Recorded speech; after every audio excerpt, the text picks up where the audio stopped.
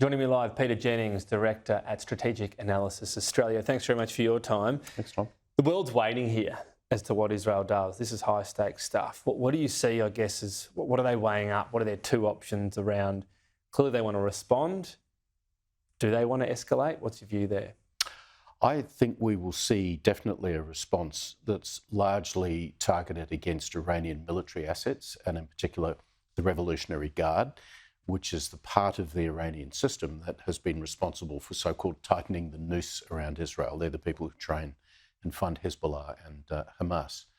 And so I think what we'll see is probably a much smaller number of missiles and drones, but much more precisely targeted and intended to do damage rather than just sort of land in the desert, which I think is what the Iranians were aiming for. So you believe the Iranian aim, and they did telegraph it was not necessarily to cause damage, but it's still a whole lot of missiles directly at Israel. It's no longer through proxies. So they were rattling the cage, if you like. Yeah. What was their aim? Because I often think, what do they want Israel to do next?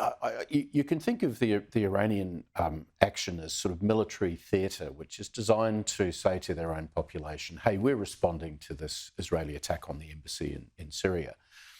I would have thought the Iranians would know from the Ukrainian experience that the vast majority of those drones were going to be shot down because that's what happens to Iranian-supplied drones that the Russians are using in Ukraine.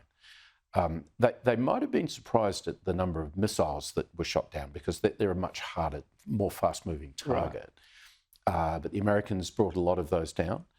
And I think ultimately this has been a successful demonstration of the layered air defence network which Israel has in place. Right. So if Israel's was more effective, they did think they'd, I don't know, in the vernacular, give Israel a bloody nose.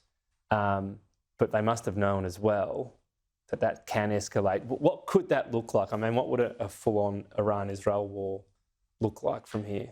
It would start with Iran using its proxies, and I think in particular Hezbollah in Lebanon, which has reportedly for years had something in the order of 100,000 missiles, all of which could target pretty much any part of Israel, which is such a small country. The big part about that is the Iron Dome is very effective, but they've run out of ammunition, right? So it's would it be about trying to overwhelm it?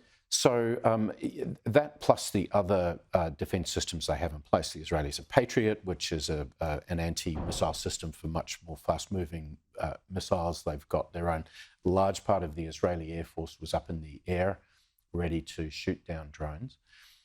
You know, I think my overall conclusion from this is that the Israeli Defence Force remains, a highly capable, mobilised and motivated force. And the Iranians are probably thinking about this, we might have thought we were pretty good, but frankly, we're not even at the point where we can coordinate a successful strike.